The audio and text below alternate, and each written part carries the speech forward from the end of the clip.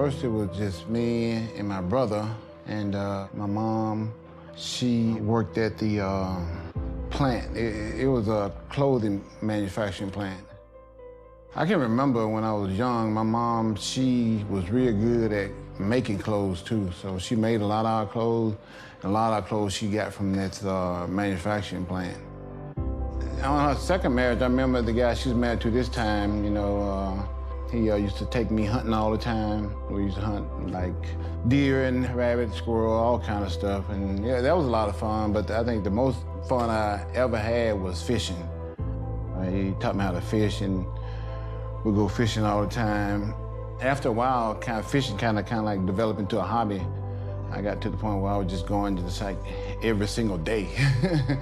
I had a bike that I would just ride right down to the local bayou and just fish all the time. So that kind of developed into a small hobby. I always had some kind of way of making money. That's what I remember most about my childhood. Man, I had to be like 12 years old, 13 years old, somewhere in there. I started working at this convenience store. And I would go up there and work, make probably like $1 a day. You know, back then that was a lot of money. And then I had another little hustle where I used to go and had a lawnmower. I used to knock on people's doors and, you know, ask who need that yard mowed. So I made money that way.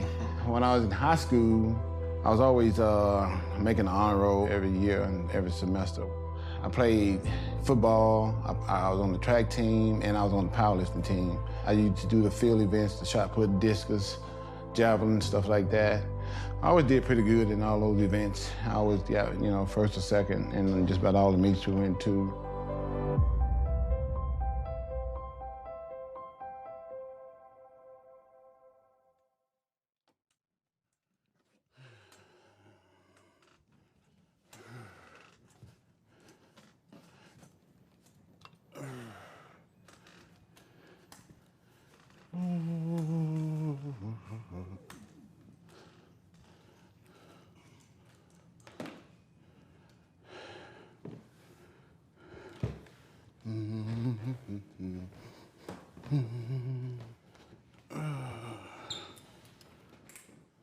This is my trophy case. I don't know if you saw it when we first came in. I noticed it when I walked in. Yeah, that's the Arnold Classic trophy right there. I won that most muscular thing too. I won that twice. I got 2 of those.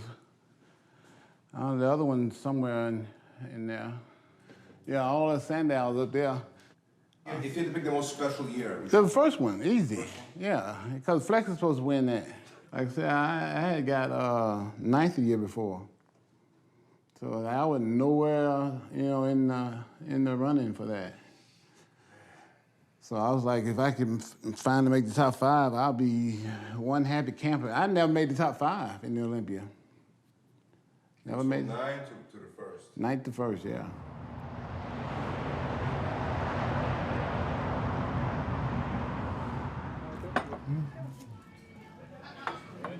I started powerlifting when I was in high school. You know, we traveled all over the state, did meets and stuff. And I wasn't that good either. You wasn't that good? No. You know, I wasn't good at all.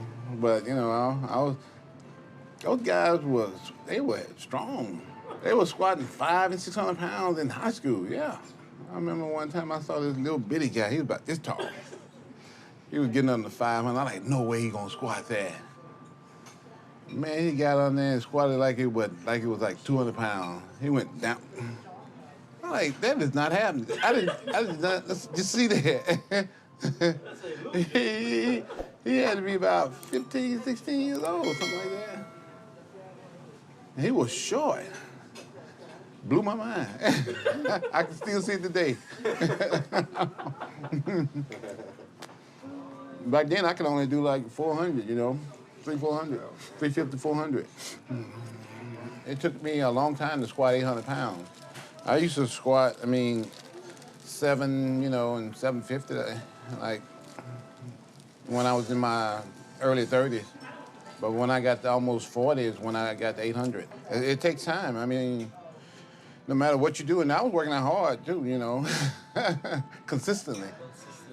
Yeah, so no matter, you can't speed up the genetics, you know, process. It takes time.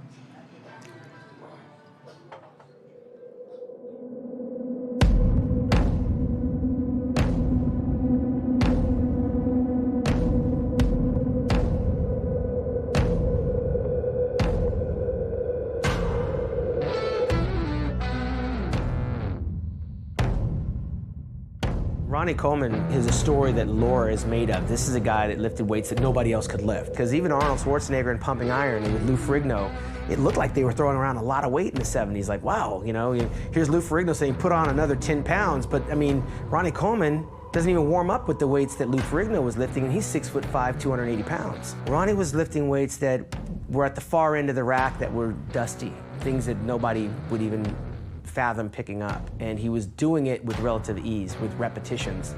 I wanted to work out with Ronnie. I wanted to see how intense the champion's work ethic was.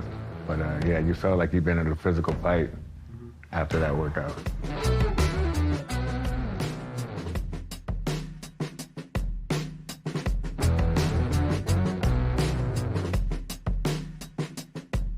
When I went to the gym, you know, I'd lift hard, I lift heavy. I'd get in there and I wouldn't stay in the gym no longer than an hour. And the whole time I was there, you know, I was focused. And I think for the most part, I worked a lot of those guys, you know. Like I said, I trained for 6 days a week. You know, I only took 1 day off. I trained Monday through Saturday, you know, working full-time for the police department. I didn't have enough time to, you know, like break my training up and train the body part here and train the body part there and stuff like that, like some of the guys would do that didn't have jobs. So I'd get all my training in one session. If you can't go in the gym to train like Ronnie Coleman, you don't have a chance of looking like him. So without having a fear of the weights, and you see this guy throwing this kind of weight around, it couldn't help but press rewind and watch it again and again and again. Suddenly you're not even caring that he's a freak of nature in terms of a bodybuilder. You're just looking at this freak lift this weight. You know, his mindset is just at another level. Things he do, videos with that amount of weight, it's not normal strength. It's a gift from God, number one, that he has. He's gifted with genetics. If you're a strong bodybuilder, you have the propensity to put on more weight. The taller you are, the bigger you're gonna be. They can eat and they can outlift you. And the only thing that we would have to rely on was our genetics. Flex Wheeler was, you can't say flex without saying symmetry or genetics. And that's what made me who I was. I think Flex had the best genetics in the world, but I kind of outworked him. You know what? Hey, listen, sometimes, you know, they jokingly say about me, you know, when God made you, he broke the mold. Well, when he made Ronnie, he broke that mold too. He was just a freak.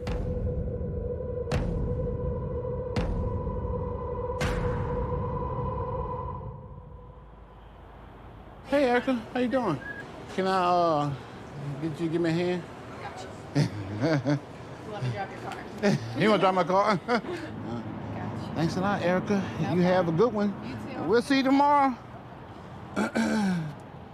One thing I must stress about Ronnie, which really annoys me, people sometimes think because of his Louisiana drawl, you know, he's not very well educated, maybe he's not that smart. He's as smart as a whip, and he knows exactly what he's doing. You can never ask him a question with him, I don't know, you know, he knows what he's doing and why he's doing it.